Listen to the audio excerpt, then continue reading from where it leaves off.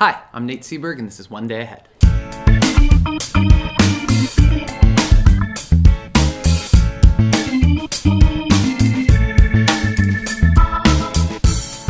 Welcome to One Day Ahead, Are There Any Questions? A series where I take student or teacher questions from my classroom and around the world. And today, our question comes from one of my students who didn't sign their name, but I'm pretty sure I know who it is. Confession time. In 3 years of being here, I have never once prepared for a single presentation, and we present all the time. I just wing it. So a couple things here, and here's my first thing.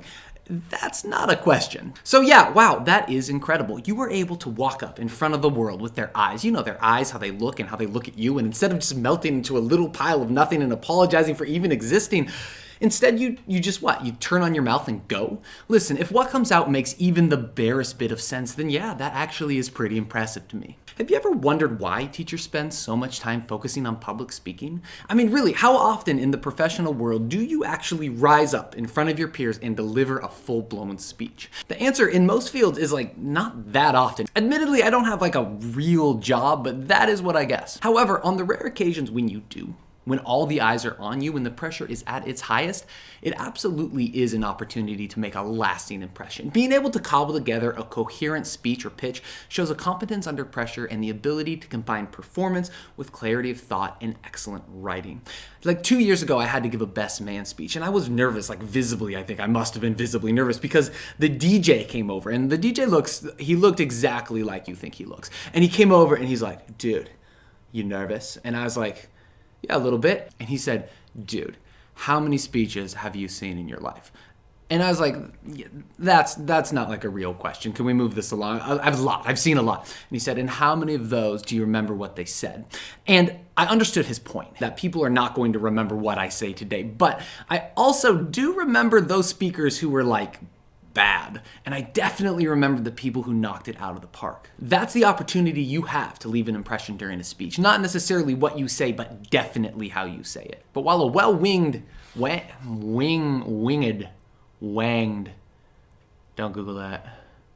But while faking it and making it is impressive, it's still faking. It's still the little leagues. It's like being the tallest 5-year-old. It sounds to me like it might be time for you to grow up and graduate to the big leagues. Because the truth is, public speaking is a holy thing. It's your opportunity to leave a real mark on the people who hear your words. A good speaker can leave listeners breathless. A good speaker can make you remember, laugh until your sides hurt, move you to tears, or motivate you to change your life, or even give it for something bigger than yourself. Just think through that power for a moment.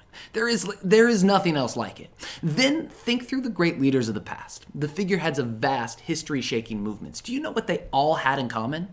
They all could speak, and their ability was not a God-given gift. Yes, they definitely started with some talent. It sounds like you do too, but all of them, they honed their craft over decades. Churchill worked throughout his childhood to overcome a lisp and then agonized over every word of his addresses. MLK honed his craft every Sunday and workshopped elements of his "I Have a Dream" speech again and again and again on the road to Washington in 1963.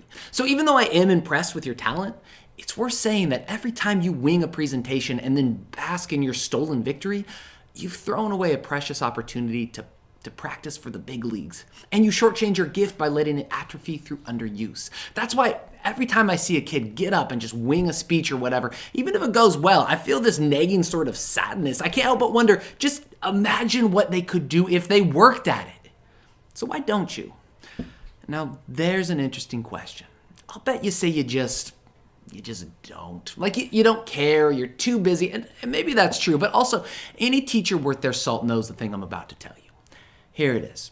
People, myself included, would rather be seen as lazy than stupid.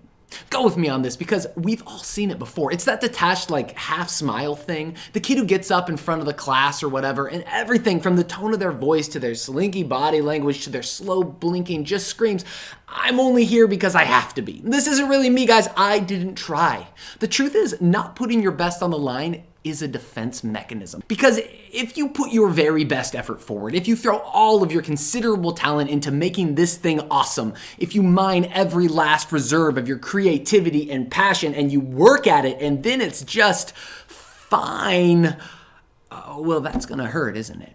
Your way, if it sucks, well, of course it did. You didn't put anything in. There's no real shame there, no condemnation. You could laugh it off right along with the rest of them. And then, make sure you happen to casually mention how you didn't really prepare. Maybe a couple times, just to make sure it sticks. The thing is, this is a great short-term strategy, but it's a terrible long-term one. You might have mitigated the immediate risk of possible failure today, but you've also given away the opportunity to really see what you're made of and see how you can grow. The truth is, you can't learn anything without experiencing failure. You can't get better because you were never there in the first place. You didn't show up. I'll bet your presentations are fine. Your pitches are middle of the road, you muddle your way through, or maybe you are great.